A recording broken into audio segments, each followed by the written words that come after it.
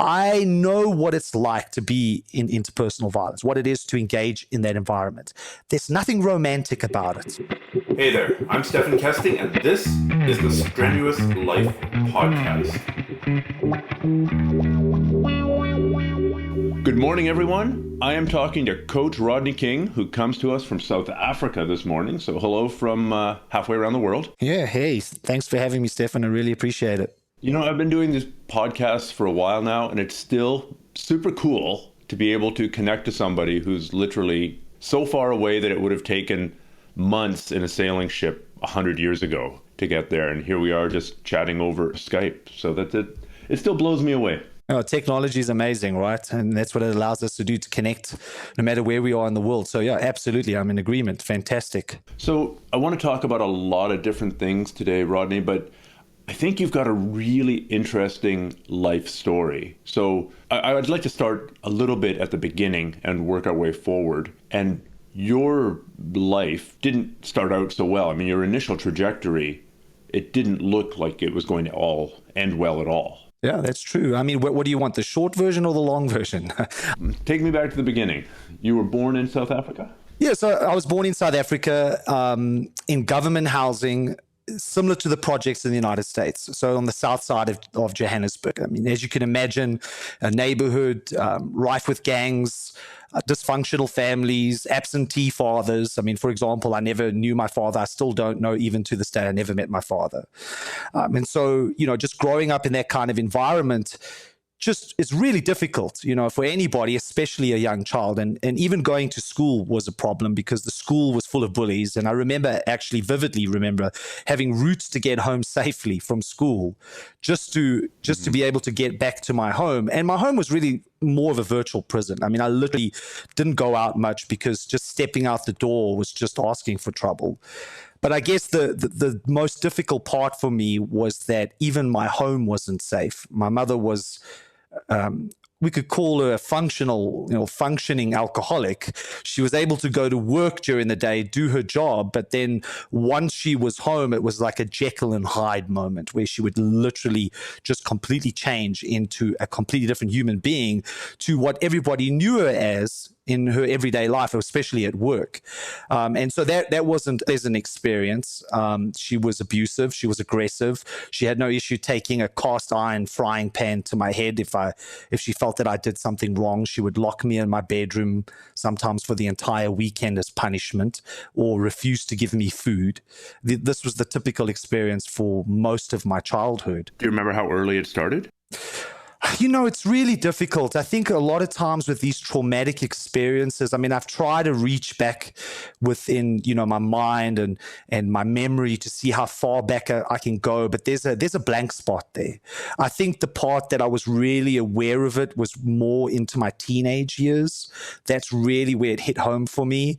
And that's also at that time where I was really, you know, coming to blows with her, literally, where she was physically abusive towards me and I wanted to retaliate. And, you know, you kind of have that sense that, you know, even though this is a person that's physically abusing you and mentally abusing you, you still see it as a parent figure. And that made it really difficult to deal with. And so I was roughly around about 17 years old. It was another drunken rage. She just went off for something, probably nothing really serious. And it came to a head that day and she kicked me out of the house. And I was out on the streets on my own. I had about $20 in my pocket, and I found myself sleeping on a park bench that evening, actually in the same park that I used to go and play in as a kid to escape the neighborhood and to escape her. And there I was, and I thought that was the end. I was sleeping on streets. I had nowhere to go. No one would take me in, and I was alone. And yeah, it was a defining moment for me as well, because that really was the moment where I decided that I was going to change the trajectory of my life. So just to position this, you hadn't finished high school yet? I hadn't finished high school, so to this day I don't have a high school diploma. So what was the next step? So, you know, it was a couple of things that happened. Some of it was luck. I had been training martial arts from a young age. Actually, I started karate when I was 6 years old.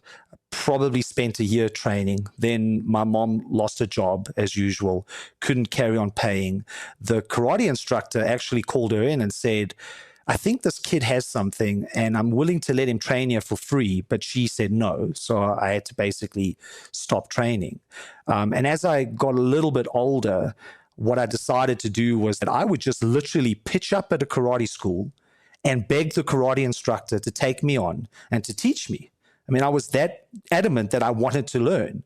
And there was one karate instructor that literally let me in and basically gave me a hand-me-down karate gi, made me sweep the dojo floors before and after the training. And I would ride on my really crappy bicycle, for probably like an hour to get to this dojo just to train and then ride back. So at least I was doing something in my life that had meaning. And I think, and I still put it down even to this day, that if it wasn't for martial arts, I probably would have ended up like all the other kids in my neighborhood who went on to do bad things, ended up in prison or became drug addicts. And I was lucky that I avoided that, and I put that down to martial arts. And because I'd been training martial arts and I'd been teaching already as a young teenager, just at a kindergarten, just for some extra money, there was a lady that had heard via the grapevine, so to speak, that I was out on the streets.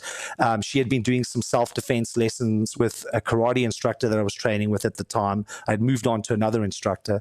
And she said, listen, why don't you tell him to come and stay with me? I have a room. And so I ended up staying there for a little while.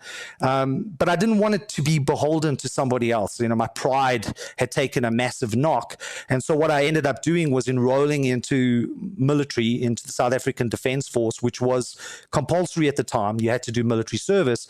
I forged my mother's signature on the enrollment forms and basically entered the military at 17. So I turned 18 in the army and then spent my military service in the VIP protection wing, and then later on went into counterinsurgents operations. And actually near the end, I was the hand-to-hand combat instructor for my unit, rose to the rank of platoon sergeant, had the opportunity to stay on in the military, was kind of deciding to go that route, was thinking of going to Special Forces, which back in South Africa at that time, it was known as the Reckies. Was about to go that route and then decided I didn't want to spend 5 years doing that. And so left the military, and then I was out in the wide open world with no education and with a skill set that nobody would hire me. And now I had to find a job. And that was another story in itself because, without a high school education, pretty much, there was no way of finding a job. And so the first job that I actually ever got was actually as a doorman, funny enough. It was kind of an interesting kind of experience for me because coming from the kid that was always bullied and abused as a child to now finding myself in a situation where I had to be the enforcer, so to speak. And I did that for approximately several years. And so I worked out some of the roughest nightclubs in Johannesburg for 7 years of my life. So just to position this on the timeline, is this all pre or post-apartheid, and where does that fit in? So I served in the South African Defence Force during the apartheid era. Once I was out of I was the final intake, the last intake just after 94 before the new government came in. And so we were supposed to serve 2 years. We got out early because we were the last intake. And then once I started moving into becoming a doorman, this was now post-apartheid era. And so the nightclubs that you were bouncing at, I don't think very many of my listeners have been to Johannesburg. I haven't been. I would like to go. But can you just describe Johannesburg at the time and these nightclubs? Well, I think like with any kind of nightclub scene, there is always this, the aspect of alcohol and drugs, which always exacerbates the situation, which, ensures that there's going to be violent situations. Johannesburg's got a lot worse, and we could talk about that. But definitely during that period, I would still call it the Wild West, right? It wouldn't be uncommon for doormen to be fighting every single night. And in the 7 years that I bounced, eventually I got to the point where I was running several contracts. I had about 70 odd doormen working under me. By the time I left, which if I remember correctly, was around about November 1998, I had probably been in no less than 300 altercations.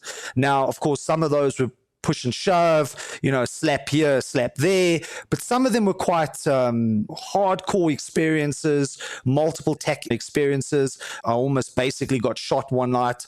I managed to survive because I was able to disarm the guy. I was stabbed twice outside a nightclub. So just from those experiences, you can imagine what it was like. It wouldn't be uncommon for people to get into fights. And, at the end of the day, that's just how it was. There wasn't any kind of dormant, security training, or you didn't have to answer to law enforcement. You were pretty much left to your own and your own group, and you had to fend for yourself. And as it is in South Africa and in other parts of the world where you have this kind of machismo culture, people don't have any issue fighting. And so fighting was the norm. I mean, there were people would go out, groups of guys that would go out specifically to get drunk and to get into fights. And that would happen regularly. I mean, that's kind of the vision that people who don't actually have any experience in this area have of doormen, that they're out there brawling every night.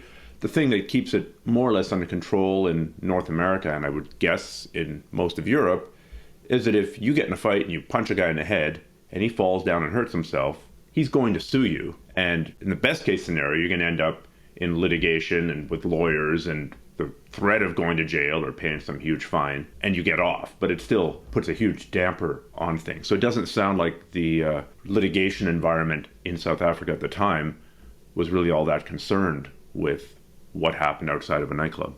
Yeah, no, definitely not during the time that I was working the door. I mean, obviously I've been out of that scene for a very long time. I'm sure it's changed. There obviously were situations that arose, especially in the media, where doormen really went overkill and did things that highlighted the need for some kind of oversight. And I would think that in this day and age now, it would probably be a bad idea, and you probably would find yourself in a very similar situation that you would in a litigation kind of environment, be it in the United States or in Europe and in the United Kingdom and places like that. But definitely during the time that I was doing it, it was a free for all, and like I said, it wouldn't be uncommon just in a standard week to get into at least several altercations. As I was noting, some of them might be just push and shove, but, to the point of firearms being pulled or, weapons being used, this wouldn't be an uncommon experience for a doorman at the time. Now,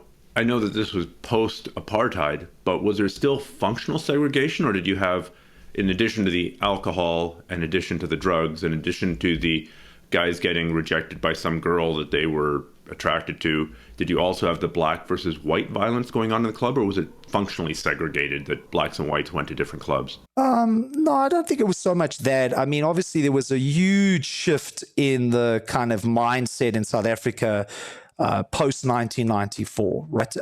I think inherently what was still happening at the time was that there were nightclubs that were generally more frequented by black people in the country, and the clubs that I tended to work at were more, frequented by Europeans. But at the end of the day, I mean, there would anyway invariably be a spectrum of people, and it wouldn't be necessarily saying, there was this one specific group of people that were more of a problem than anything else. Obviously, if you're in a club that's predominantly European, then that's going to be the situation that you're dealing with. But, you need to also understand that we were coming out of an era where, like it or not, the European populace in this country were seen as the dominant force, and they were invariably allowed to get away with anything that they wanted to.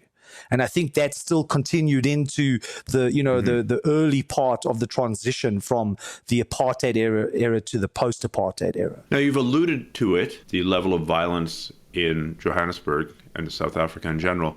And certainly, I think about 4 or 5 years ago, I ran into about, I want to say 6 or 7 South African expats all in a row.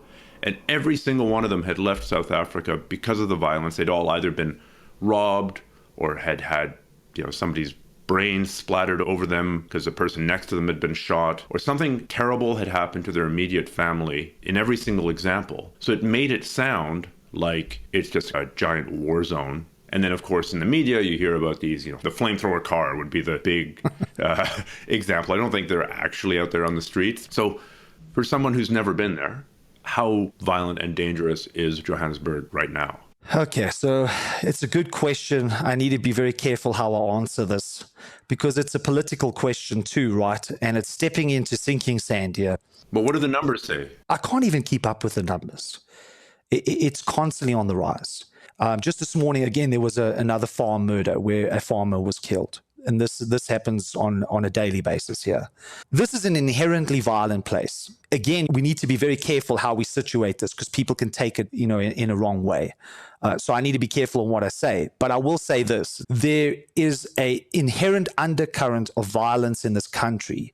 But what makes the violence different, I think, to other parts of the world is the depravity that goes along with it. So let me give you an example. Anywhere in the world, even the safest places in the world, there are houses that get broken into. Typically speaking, and not always, but typically speaking, especially in the Western world, in a relatively safe neighborhood, somebody might break into your house. They'll steal some items. Oftentimes they're stealing those items because they have a drug habit and they need to basically, find stuff to sell so they can, get some heroin or whatever that may be.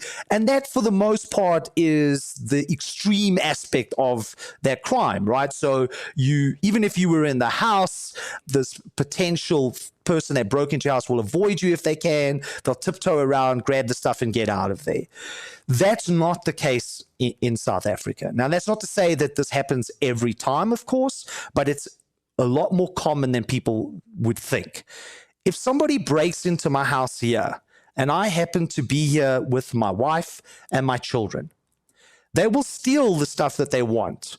But there is a very strong chance that they will rape my wife and make me watch it, and then put a gun to my head and make me sodomize my kids. So this is the difference in the crime here. There's a depravity that's connected to the crime that you will likely not see anywhere else in the world. For example, here's a good example. And I live in a good neighborhood in Johannesburg. It would be considered, I guess, a middle to upper class neighborhood. A few blocks down from where I live, an elderly lady, I believe she was in her late 70s. They broke into a house. They gang raped her, several men, then tied a noose around her head, hung her from her rafters, and then stole her motor vehicle along with all the other things that they wanted. Just my next door neighbor, who is behind me since the time that I've been living here for the last several years, has already been hijacked twice. Every single week, because I'm in the world of self-preservation, I run a studio. Of course, I have students. I am more of a counselor than a self-preservation instructor because I spend an inordinate amount of time with students who have been through these kinds of criminal experiences, along with the sexual abuse, and everything else that goes along with it, or they know of somebody or somebody close to them, a family member that's been affected. This is the stuff that doesn't get reported.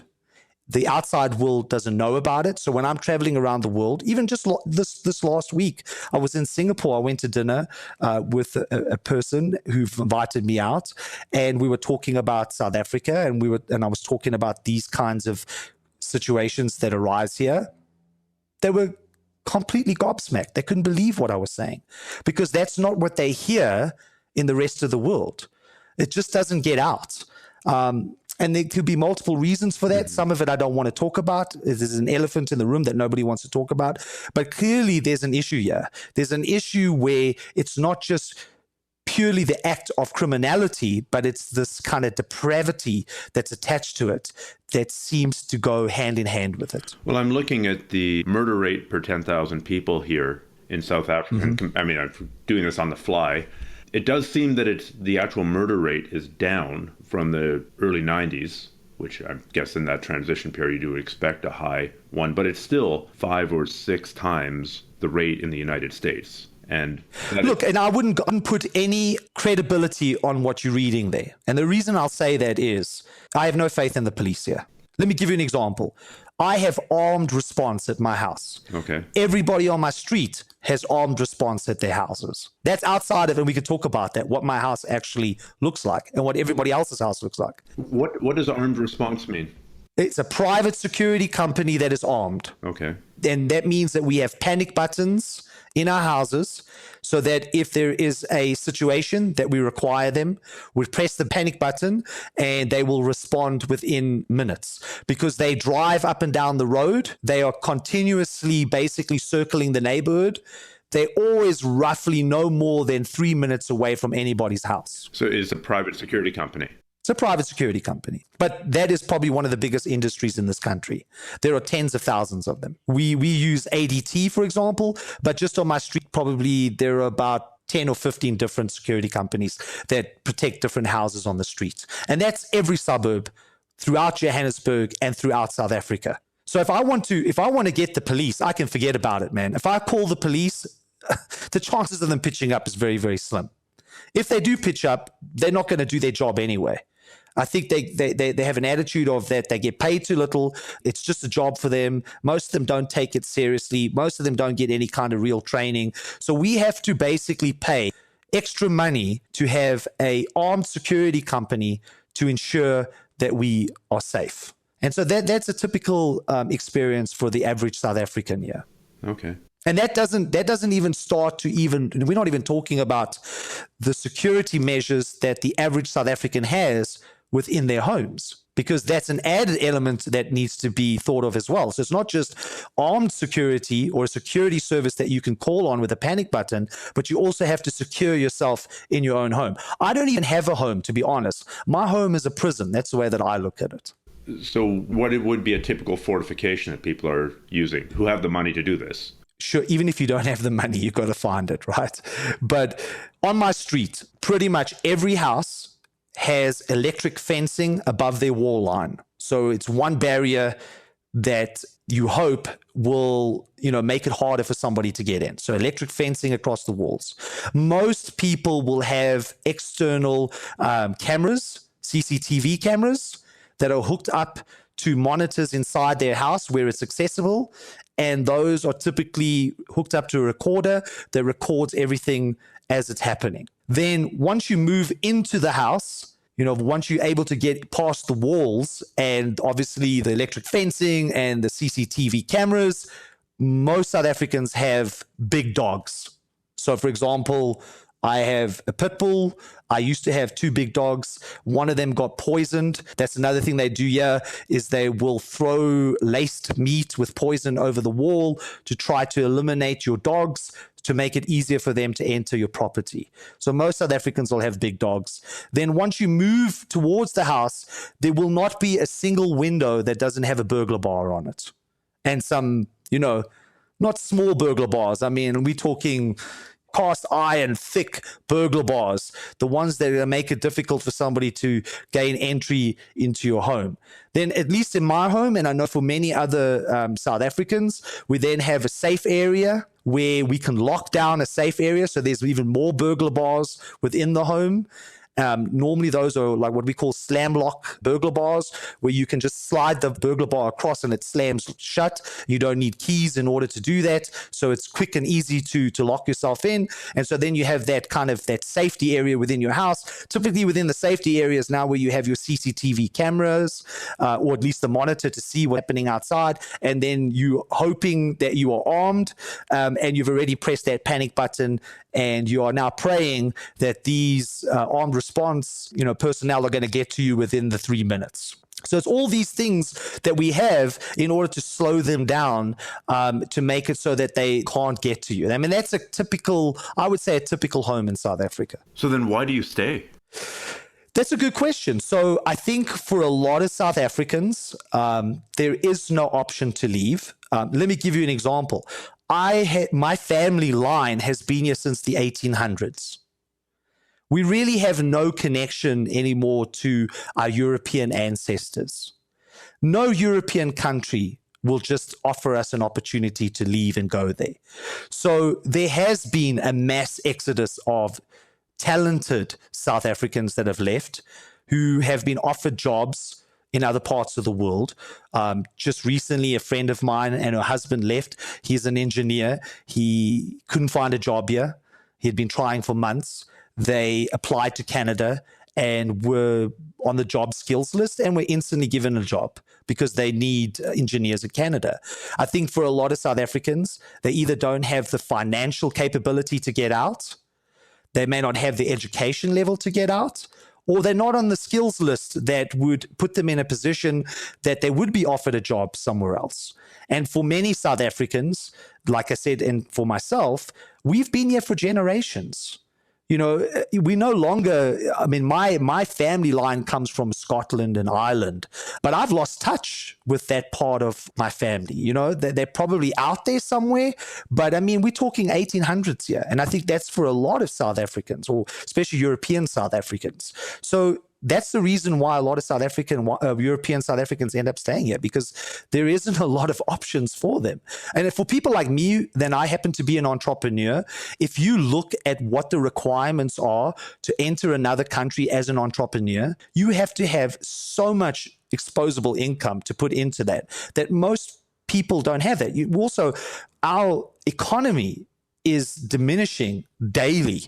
I mean, right now, as an example, I would have to have for $1, you have to times that by 14 for the Rand equivalent. Mm-hmm. The economic aspect to it is a big part of people not leaving. But I will say this, that I recently saw that even the government is now concerned because so many people are leaving this country. As you noted, you met several South Africans, and they'd all left. Mm-hmm. So what did the Rand used to be, just to give a sense of the buying power?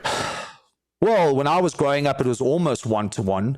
When I was, I think roughly, if I remember correctly, but I might be wrong on this, at least post 94, it was somewhere in the region of 6 to 7. Now it's at 14.5, depending on what the president says, because every time he says something that's ridiculous, it slides a little bit more. Mm-hmm. So, I mean, obviously, when we look at the reasons for the crime rate, it's a very political subject. And obviously, race has got to be a big part of that. But how much a part of that is the HIV epidemic? Because HIV or AIDS, you see statistics that like every 1 in 5 adults in South Africa has AIDS. And I know if I essentially had an incurable disease, then the barrier to doing bad things would be much less, right? It's like if I wanted your stereo or whatever, your money, your car, the threat of being locked up in prison or being ostracized as a criminal would be far less because I'm dying anyway. Do you think that has anything to do with it? Well, let me say a part of the part about being locked up, that's lucky if you get caught here. But besides that, no, I'm not sure. I can't really comment on that because I don't really know. I would say that poverty is still a massive problem here. And so I think a lot of people have lost hope. They were thinking that once the apartheid government was overthrown and the new government came in, that things were going to fundamentally change. My sense is that things haven't really changed much. If you come down to Johannesburg, most of the infrastructure that you see, the roads and so forth, those were the roads that were here during the apartheid era. I mean, there are a few things that have been built since then, but not much else has happened. Much of what's really happening here is just a maintenance thing, right? It's just maintaining what was already here. If you go into the townships, there are still people living in abject poverty with no running water, with no electricity, and so forth. I think people have lost hope. And I think part of the crime in one respect is because of that.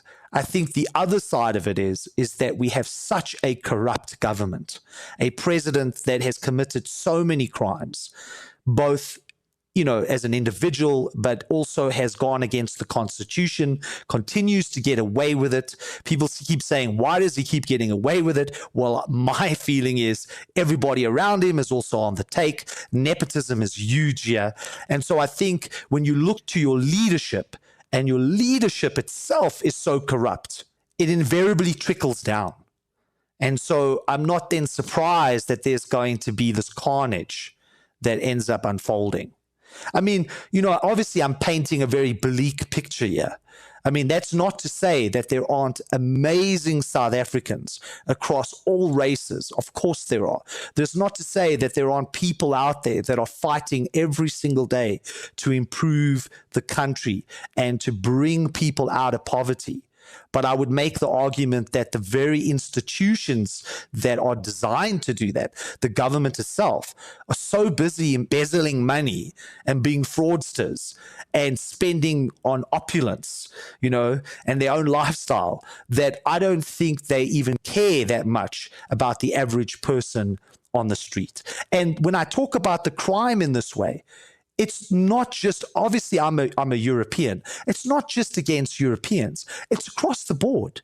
It crosses all races. As an example of that. Yeah. Well, I would guess that your odds of being the victim of violent crime are even higher if you're black than if you're white. Would you guess that that's correct? Because in part, you don't have access to private police forces and safe rooms and all that. I think you're probably right, because it's for a criminal who's an opportunist, he's always going to obviously go for a softer target. The example I wanted to give you was that in South Africa, it wouldn't be uncommon for most South Africans who can afford it to have a housekeeper. That's something that's always been there and has been there ever since the apartheid era. But with that said, it gives a lot of people jobs that wouldn't have jobs. My housekeeper never finished high school. She's a wonderful lady.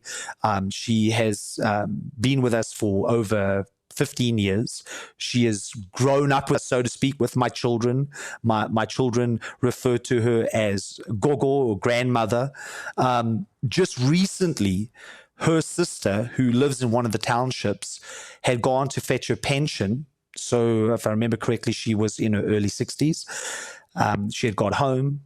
A group of young males broke into her house, gang raped her, stole all her stuff and her pension, and she passed away from her injuries a few days later. So what I'm saying is, in that sense, crime is colorblind, right? I mean, in this country, the crime, the depravity, all those things I've been talking about crosses across all divides, no matter if looking at somebody who's living in a township all the way up to the most affluent South Africans. Nobody's safe. That's the bottom line. Right. So I'm constantly vigilant all the time. My wife is constantly vigilant all the time. It's even sad to say that my teenage son is vigilant, and even more vigilant about safety and security and being aware when I'm not around, because I have to travel and I have to teach around the world to, teach my programs and work with my trainers. And that's probably the most stressful time for me, is that when I'm actually not in country, when I'm somewhere else in the world, because now I'm whatever you can call it patriarchal, but as the man, I feel like I should be the protector. Yeah. What if something happens when you're gone? Yeah, I've spent my life developing skills to not only protect myself, but to protect my family. And not being able to do that would be, I don't know if I'd ever be able to recover from that. So, moving around the world as I have to is the most stressful experience for me. But, crime is everywhere, yeah. And the levels of crime is from the lowest petty stuff that you'd see anywhere in the world to the most unimaginable stuff. You couldn't even wrap your head around how another human being could do that to another human. Well, when you talk about having developed your skills, the physical skills, and we're not talking about the mental skills here, which are also there, of course. The physical skills that you're best known for is essentially your stand-up boxing program, although you are also a jiu-jitsu black belt. But it seems to me that these are, although they're physical skills and you're very well regarded for them, that it's kind of like bringing a knife to a gunfight. So how does the physical training, the martial arts skills, tie in with survival in this kind of environment? Well, look, I'm pragmatic, right? Obviously, if 6 people surround my car with firearms, I'm at a disadvantage. But there is that part that's also the awareness aspect. A lot of times what you'll notice is, and this is definitely where the martial arts training really helps, is that it gives you a heightened awareness of your surroundings. It's almost like a spidey sense. You trust your intuition a lot more too. When I was talking about my next door neighbor and the fact that she'd been hijacked twice in her driveway, when you sit down and you talk to her, part of the reason why that happened is that she was completely unaware of her surroundings. One time it happened to her, she'd pulled into her driveway and she had a mobile phone to her ear. Now, there's a good example, right? I mean, you're completely on this call, that's where your focus is. You're not aware of anything else around you. So you're not going to see any potential dangers. The other part of it is that she always kept the same routine. And so she would always come home at the same time. She would always enter her driveway exactly the same way. She would pull in, she would stop her vehicle, then she would open her gate. I mean, so anybody sitting there and basically casing her out had a very good idea of how she did things. And so part of the martial arts training, especially on our self-preservation aspect of what we teach, is being unpredictable, being aware of your surroundings, because awareness, not to say that it's going to, obviously there's the situations that arise that no amount of awareness is going to help you, as you noted, right? Bringing a knife to a gunfight. Let's also maybe put a caveat in there. Most of us are armed. So it's not to say that we do not carry firearms. Right. But my point is you're known as sort of a boxing instructor and a jiu-jitsu instructor, not a firearms instructor. That's what I was getting at with that comment. No, sure. Fair enough. But I think a lot of times as well is that people don't do enough research into what we do, right? And so the other part of what we also do is we do teach a lot of self-preservation material. Point in case, I mean, my program has been taught to special force military operators. So there is a big self-preservation component of what we teach. One of the things that I have put out some information on this, I do write quite a lot about it on my blog, but one of the things that I decided early on was that I didn't want to be like the rest of these people out there in our world, in the martial arts sphere, by just purely pumping out all this reality-based self-defense stuff where I have no way of knowing who's getting that information. I feel much more comfortable actually teaching this material to the people in front of them, so hands-on.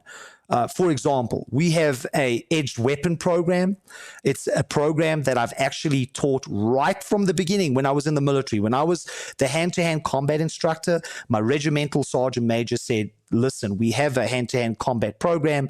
I think you can do a better job of it, and you need to also address the blade, because one of the kind of responsibilities of our unit was we were bodyguards. We were part of the VIP protection wing. And so I already started developing that program back then, but you can go online and you will see that there is no product from me about my edged weapons program. Is that to say that I haven't taught it? Of course I have.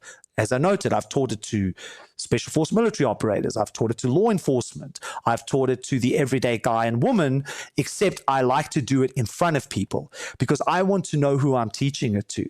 I think there's a lot of stuff that gets put out there, especially on YouTube, that is irresponsible, that is well thought out, and not thought in the sense of what the consequences are, or sold under the label of, 7 steps to everything. There's 7 steps to success. Do these 7 steps and you can beat any opponent. I have a real issue with that because it's a lie.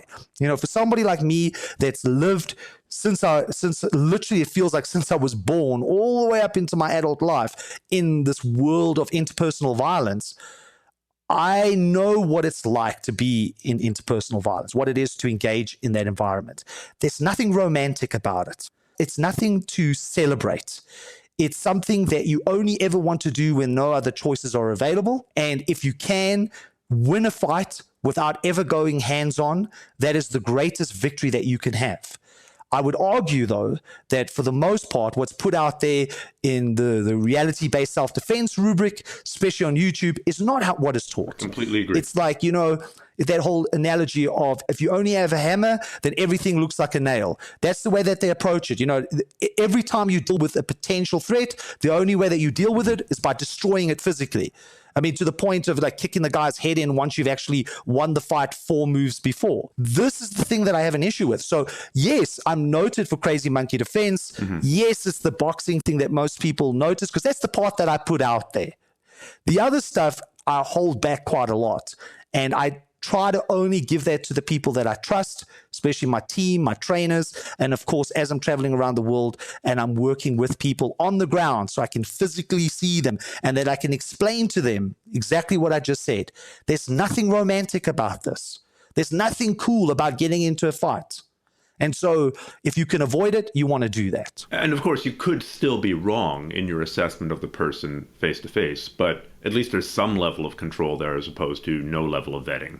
For sure. I mean, of course, that is the case, right? But I mean, that's the best I can do. I can't do any more than that, right? And so for me, at least, I want to be able to go to bed at nighttime and sleep. My conscience is clear. So that's why, more than likely, you will never, ever see me put anything out in the world, especially as products, that I feel that could potentially be used in a negative way. Because, as we see these days anyway, right? We've talked about this before. In this day and age, even the bad guys know stuff that they didn't know before, right? They know about figure four choke, all these things that you see in MMA or in the grappling arts. They are well aware of it. Well, I saw two homeless guys fighting in Vancouver a few years ago, and one of them, almost certainly heroin addicts, and they got in a disagreement about something, I don't know what it was, and one guy basically shoots for a double leg, and the other guy gets the guillotine choke and pulls him into the closed guard, and then the cops arrive. There we go. These people have probably not trained in a martial arts school. And a friend of mine was a sheriff for a while, so they had this pat-down procedure. Right? You go against a wall and you pat the guy down for weapons. They had to change their procedures. It used to be jam your leg in between the guy's legs and kick his feet apart. And now they were finding that guys were going for rolling knee bars when they were up against the wall. So they had to change their procedure. Again, maybe this was a one-off. Maybe they went against the one guy who had some knowledge of leg locks. But it does permeate culture. Yeah, and there's also, I think, a lot of people that teach in the world of, not everybody, of course, because there's some genuine people out there, but in this world of reality-based self-defense, first of all, there's no benchmark for entry, right? Anybody can teach. There's no oversight, an organization that sees everybody. I mean, a person can go and watch some YouTube videos and tomorrow morning he can open up a school. But there's also this aspect that I feel is super dysfunctional. I'm not going to mention the name, but there was a video, surfacing around Facebook a little while ago where there was a particular instructor that was teaching how to defeat a person that was using empty hand skills versus the blade. So, for example, I am using a blade, you try to protect yourself, and now I'm going to teach the participants, if somebody tries to protect themselves, this person is unarmed, by the way, this unarmed person is trying to protect themselves from a blade, I'm going to show you how to defeat that. The part that was the most scary about that video is I recognized those defensive components from other people's empty hand versus the blade programs. So there are people out there that have put out programs versus, empty hand versus the blade. This is how you protect yourself against the blade. He was showing count to that. I've run into that only in Indonesian silat in the past, because it's, again, Indonesia is a knife culture. And so they do have a whole curriculum of if you have a knife and the guy tries to defend himself. And I'm not saying it's right, but I was shocked when I saw this instruction, and that was 20 years ago. So now it's, and I do agree, it's irresponsible. I mean, it may be something you want to pass on if you were teaching people one-on-one, but to put it out there on YouTube, on Facebook is crazy. Yeah, maybe. I mean, I don't know. Maybe I don't know. I have a real ethical issue with it. Well, you might want to pass it on in the sense that if you have a knife and I have a knife, inevitably I'm going to end up trying to grab your wrist, and you're inevitably going to end up trying to grab my wrist in between both of us, bleeding like stuck pigs. This idea of knife versus empty hand, it does show up in cultural martial arts around the world, in Filipino martial arts, in Indonesian martial arts, which doesn't make it right. I mean, there are lots of things that have shown up in history or in human experience that are not ethically correct. Sure, but I think it's a little bit different, of course, if I'm in a situation where I'm protecting myself, I'm trying to basically protect my life. Somebody pulls out a blade. I happen to have a blade on me, so I pull out what I feel is going to equalize the situation, or at least give me a fighting chance. We get into a tussle, and now I need to break grips and everything so that I can utilize my own weapon, that's not the same as using a blade against somebody who is empty-handed. And so that's what I'm trying to get at, is that for me, is that there's blatant disregard oftentimes for, I guess, the ethical concerns, but also the consequences of those kinds of behaviors, right? In most parts of the world where there's a legal system, just pulling out a blade is a crime in itself. There's going to be a consequence to doing that. In the same light is that we see this all the time, where, especially in the UK is a good example where this has come up, where two guys have come out of a bar, they get into a scuffle, the other guy's like, hey man, I don't want anything to do with this. The other person attacks him, he rightfully defends himself, but then he goes to that overkill stage where he's knocked the guy down, and instead of just leaving it there and moving away from that situation, which is one of the things that I teach all the time. Once you feel that you've got the upper hand and the guy's gone down, now's the time to exit the scene. But instead, what the guy decides to do now is run up to the person and boot the guy in the head, which everybody standing around has their phones out and they're filming this. Now you've created a massive situation for yourself, because in booting the guy in the head, you've given him brain damage and he's in a coma. You're going to find yourself being the person who's now behind bars, even though initially you were the person that was defending themselves. And so when I look at what's out there on YouTube, it's not only cringeworthy, it drives me insane, because I'm like, okay, let's say it really went down as you said it was going to go down, as you demonstrated. You have just put your student behind bars. Well, it's something I've written about on my self-defense oriented blog and on my self-defense oriented YouTube channel, is this idea of the second hit. If you and I get in a fight and I land the perfect right cross and knock you out, yay me, but you're going to get hit a second time.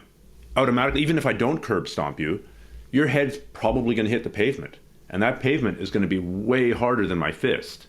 And you're falling, it's kind of like dropping a cinder block on your head from 6 or 7 feet up. So there have been people who've gone to jail for years and years. I think there was one that went to jail for 17 years for knocking a guy out in a street fight outside of a bar.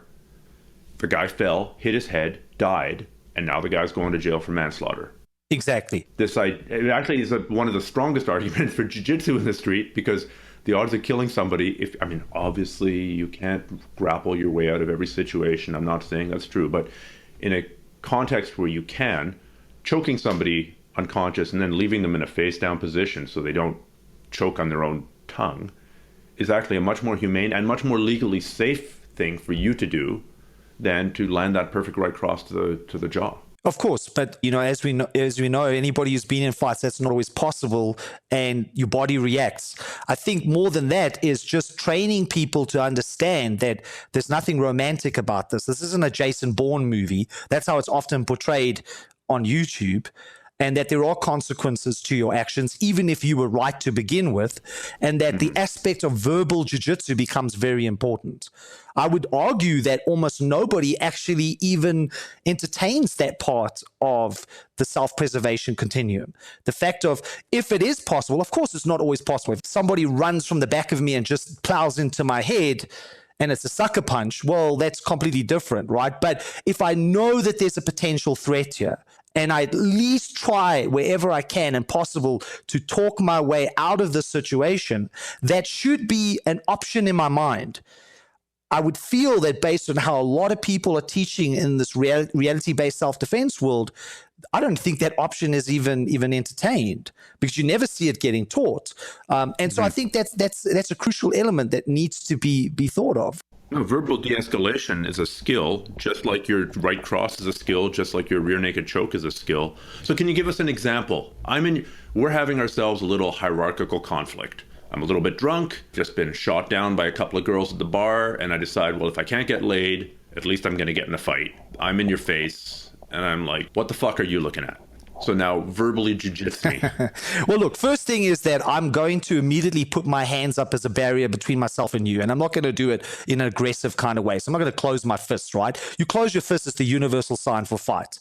You open up your hands, you still have an opportunity to talk a little bit with this person. And if they do move towards you, they have to get past your hands. Obviously, standing there with your hands in your pocket would be a really bad idea, because if he's going to go for you, you've given him the opportunity to do that. So that would be like stage one. Stage two would be, you want to be confident. You don't want to seem that you're not confident. You want to be talking directly to the person, but you want to not be, that kind of person that now moves into using profanities. Because, especially working the door, you realize that really quickly. If you start swearing at this person, it just escalates things really, really quickly. So you can just use a normal discussion voice, even if you have to raise it slightly, without having any profanities in it, and then just reverse the role and say, hey, man, just calm down. How about I buy you a beer? How about I buy you a beer? And, just kind of start repeating yourself a few times to the person. So it kind of switches them off from being aggressive to now thinking, oh, maybe this isn't such a bad guy. And more, 9 times out of 10, the person relaxes. I mean, that's a simple example, right? Obviously, it's very situational at times. But I would say that, ultimately, though, you need to always anticipate the worst case scenario, right? And so starting off in a position where you have your hands up, people have referred to that in different ways. I call it a bear position. I've seen other people teach it. I know Jeff Thompson used to call it the fence. Those kinds of moves are important. And the reason you're doing that is because the person can only do harm to you if they can get hold of you, right? If they can actually put hands on you, if they can get close enough to hit you. As soon as you put up your hands, it immediately takes the attention away from you towards the hands. And now that person has to think anyway, how am I going to get past? How am I going to navigate past this person's hands to get to them? That's the first obstacle. Then I'm talking to you in a way that's not being aggressive, it's confident, and I'm not using any profanities. And now I'm even suggesting, almost like in a buddy kind of way, hey man, listen, let's just chill and relax. Why don't I buy you a beer? Let's talk about this. You'll be surprised how many times you can get yourself out of a situation just by doing that. Yeah, I agree. And I have read Jeff Thompson's book. I think it's called The Fence. And I thought it was a very useful breakdown of that idea of having your hands up. And I mean, there are a couple different ways to do it, but you're right. As soon as you put your hands up and make a fist, then, we are going to get it on. Now, especially if it's a hierarchical conflict, the person is looking for that. You are giving them exactly what they want at that point. Sure, and you need to also understand the mind state of a person that's being aggressive, right? They're not being rational. That's obvious, because a rational person wouldn't put themselves in a position like that. They've basically slipped into their reptilian brain. The amygdala is firing off. And so one of the things that they're going to be highly attuned to is your body attitude, the way that you move your body, how you present your body to them. And so if you present your body to them in an overly aggressive way, that's going to heighten their own survival sense. And so now the potential for a situation to kick off is even more greater. If you present a body attitude that's confident, but not overtly aggressive, it gives them a completely different signal. Then match that with the language to the body attitude that you have. You now put yourself in a much better position to hopefully potentially talk your way out of the situation. And that's the thing. I mean, we could talk about it, right? For most guys, they don't want to hear that. Because for most guys, if you speak to them, if they've ever been in a situation where somebody was being aggressive with them, pushing them around, especially in front of girls and so forth, and they didn't fight back, but they were able to walk away from it unscathed, they beat themselves up for days afterwards, and they run through scenarios in their head of what they should have done. I should have done this. I should have done technique number 3 and then followed up with restomping the groin. Exactly. I make a distinction when I'm teaching. I say, okay, the situation you're describing, is this ego defense or is this self-preservation? Because it's not the same thing, right? Are you trying to defend your ego here? Or your whole aspect of being in that moment is about preserving the self? And if it's about preserving the self, then moving away from a potential violent conflict or something that could become a violent conflict, and you move away from it unscathed, in the self-preservation realm, that is the ultimate victory. The fact that you're beating yourself up about it afterwards, that's your ego defense kicking in. And if you just like, if people listening to this do a cursory exploration on YouTube, and I suppose we can discuss the ethical ramifications of this because it's kind of weird, right? But you've probably seen this. There's a whole bunch of fight compilations, street fight compilations up on YouTube that you can go and watch, where people get into physical assault situations, interpersonal violence. 99.9% of the times, those videos that you're watching are ego defense. And even within that, there are moments in those altercations where one person could have walked away from it, but they choose not to. And they bring themselves back into the violent situation. But now they pay the ultimate price, be it they get knocked out completely unconscious, or even worse, right? It goes to the next level where somebody pulls out a weapon. Or their friends get involved, or somebody jumps in a car and and there's just so many ways it can go wrong. And that's a point that I make quite often when people go, well, how you've got a couple of black belts and you're big and you're strong, and how do you do against this guy? And I'm like, I don't know. Ultimately, you don't know. And then I say, the example I usually use is a 12-year-old girl could defeat Mike Tyson in his prime if she jammed a pencil into his eye, as opposed to a constrained combat sport situation where if that 12-year-old girl put on boxing gloves and went against Mike Tyson in the ring, Mike Tyson will win 1,000,000 times out of 1,000,000 times. But in real life, there's so many things that can go wrong that I think there's an unfortunate stage in a martial artist's development where they want to try this stuff out for real, right? They've been training all the technique number 1, technique number 2, technique number 3. But will it really work? Especially if they haven't done things like spend a lot of time working the door like you have. They have what you've referred to throughout this interview as a romantic sense of, yes, I would stand there and I would deflect the kick and I would do this technique, and won't I feel good about myself, and won't my sensei feel good about, be proud of me, and won't I look good in the eyes of my girlfriend who's there watching? And there are just so many ways that it can go wrong. And as we've talked about earlier, even if you win, even if it goes perfectly, and you end up tied up in legal battles for the next 3 years with a threat of going to jail hanging over your head, you've just wasted 3 years of your life because you wanted to look good in front of your girl, feel good about yourself, and make your sensei proud. And I would argue it always goes wrong. I mean, I just remember working at the door, and almost never did it go the way that you would like to have gone, right? It always gets messy really, really quickly. It's all over the place. You're slipping on piss on the floor, or you fall over chairs, and I mean that's just the reality of it. And so it never goes according to plan. And so when you kind of look at how it's again situated on YouTube and how they have this kind of predefined sequence as if it's going to be exactly as it is in a Hollywood movie, I'm like, it's going to be nothing like that. It's going to be untidy, chaotic, and unpredictable. And unless you're training for those 3 things, you're not in a position to defend yourself. Which is why you need to spar. And now, sparring in the context of boxing and sparring in the context of jiu-jitsu or Muay Thai or whatever it is, or stick fighting, is not going to be as chaotic as it will be in real life, but it will be much more chaotic than practicing technique number 1 against a semi-compliant partner. So that, I think, is why things like training in MMA against resisting opponents, because we have to remember that there are still people out there who think that training technique number 1 and never sparring it might work. So I'm not saying that sparring is analogous to what happens in the street, but it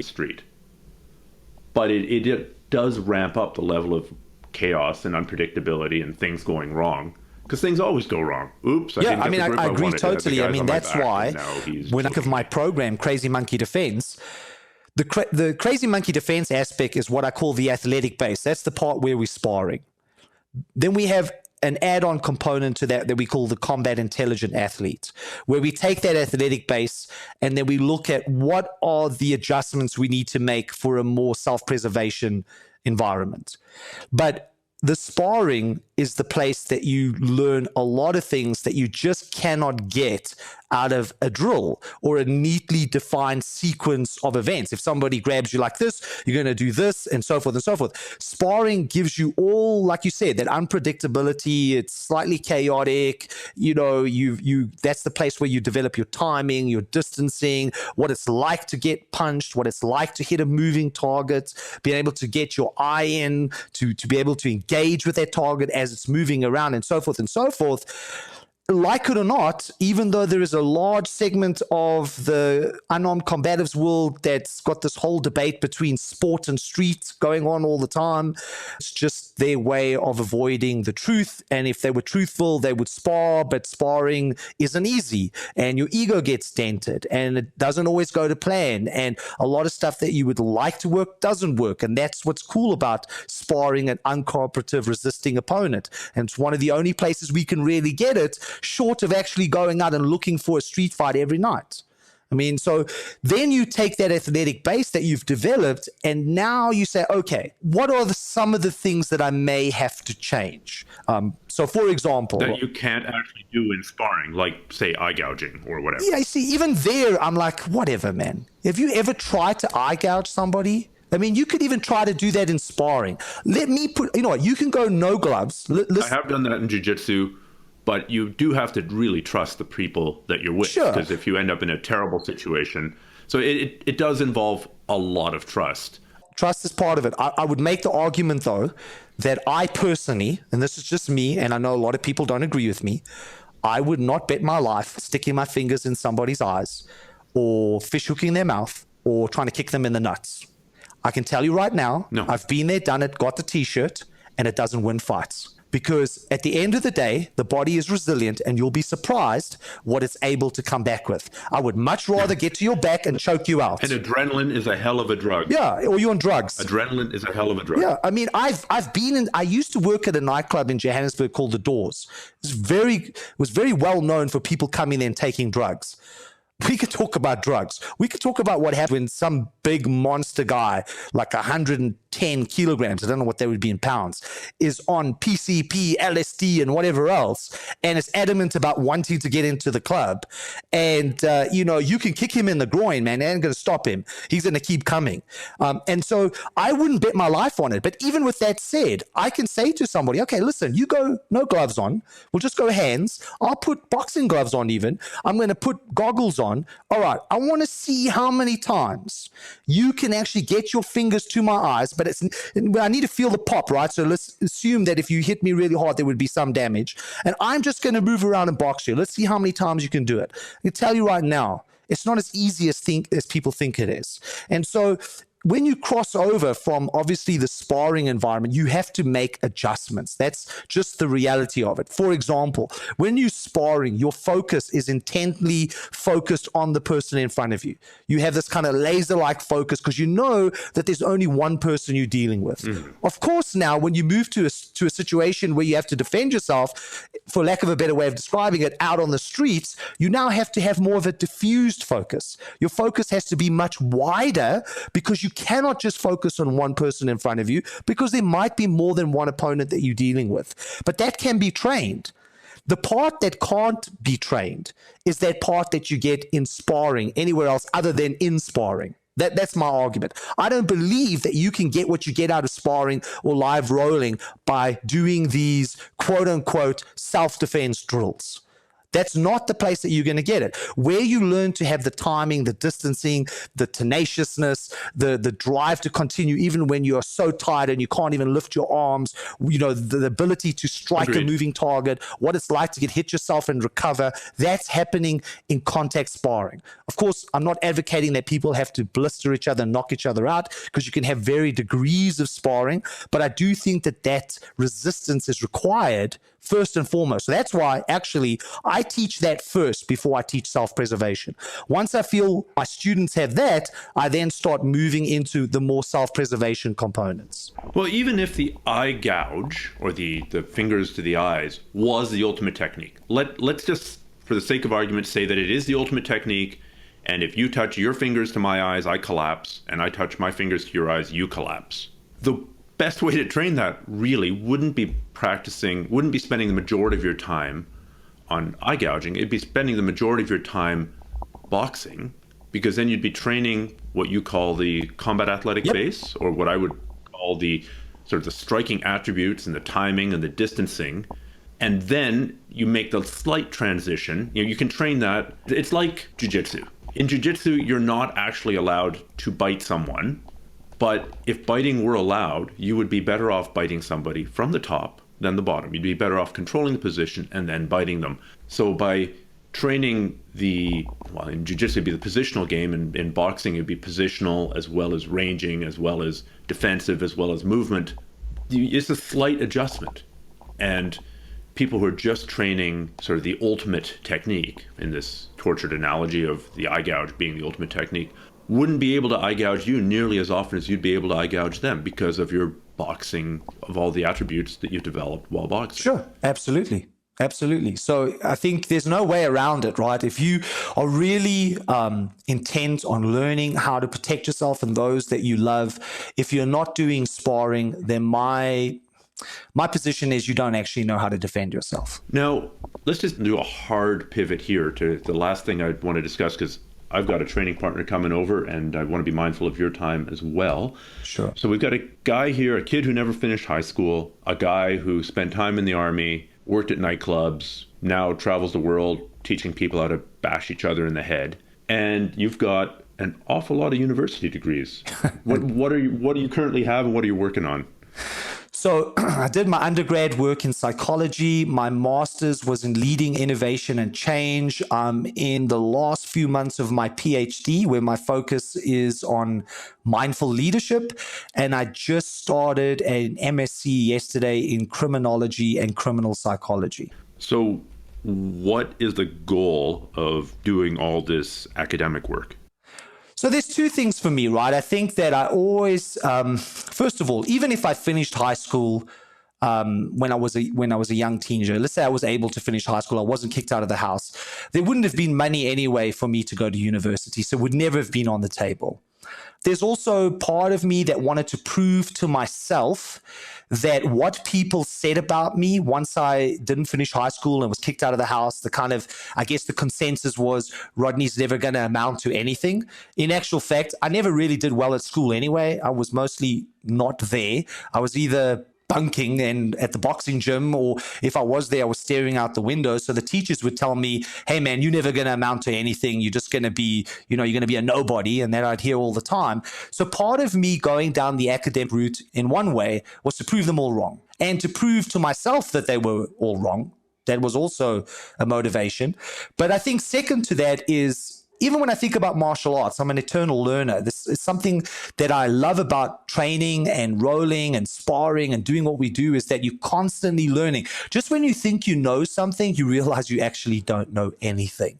And so I love that part of martial arts. And I think that's kind of moved over into the academic aspect of what I do, is that I love learning about things that I maybe would not learn otherwise had I put myself in that position. Part of it is actually pushing my own comfort zone, stepping out of my comfort zones. I mean, going into academia as a person who never finished high school was scary. Doing a PhD, I thought there's no way I can do this.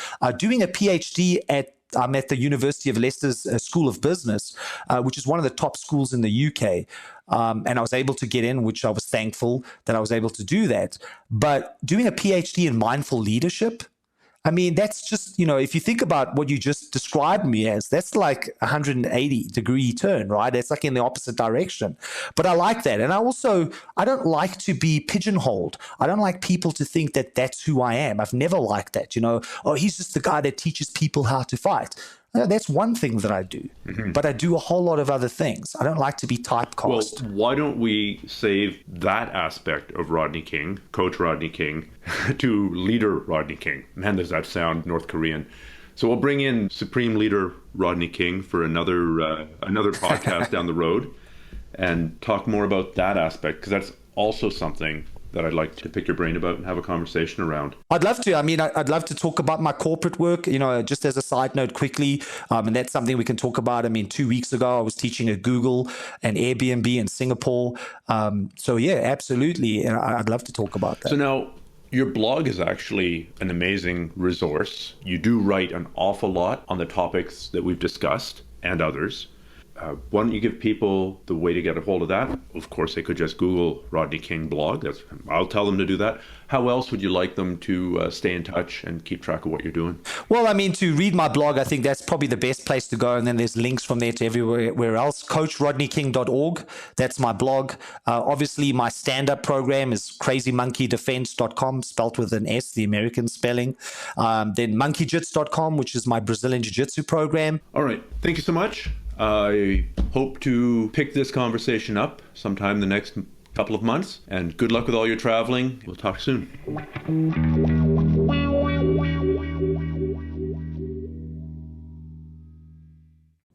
Podcast listeners, if you found this interesting or useful or entertaining, please pass this episode on to somebody else in your social circle or in your training circle. Surely there's somebody else out there who would also find it interesting. This is the way the podcast grows. It's an organic growth by people like you passing it on to their friends and the people that they know. I really, really appreciate this kind of sharing. So thank you so much in advance and good luck with your training.